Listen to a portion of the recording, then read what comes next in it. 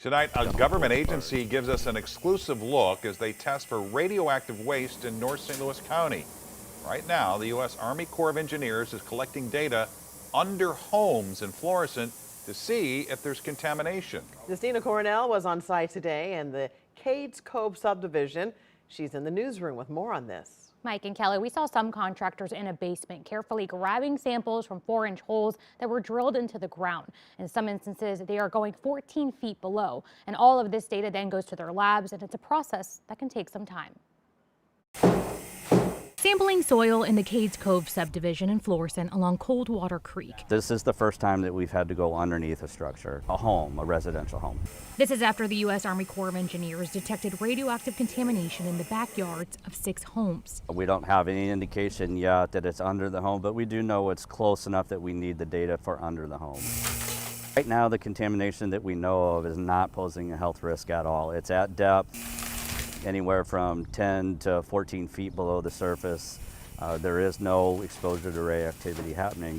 The agency is testing downstream of the contaminated Coldwater Creek, and since this involves a residential area, the Cades Cove homes are at the top of the list. The homes are built on an old creek meander. Previous floods flooded into that historic meander, which was a low spot, and that's where contaminated sediment settled in, and that's the exact reason why the locations are where they are. The program senior lead engineer, Robin Park, said contractors have recently sampled 3 homes to find the extent of possible contamination. So we have someone that is inside while they take the samples. All the soil is brought up and put into bags. Those bags are sealed. They're put into a container. Once the sampling's done, the sampling can take anywhere from a week to even a month, depending on the number of samples and the area being sampling.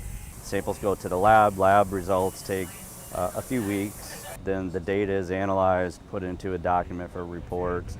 From there, the agency decides if they need to resample and then create a design to excavate. Parks explains this can be a long process. The timeline for one area can range from 6 months to a couple of years. We're here to finish the job. We're invested, we care. Now, this Cades Cove project from sampling to excavating can take 1 year. We're told they're planning a community meeting for nearby residents. Residents with questions or concerns can contact their Citizens Outreach number at 314-260-3905.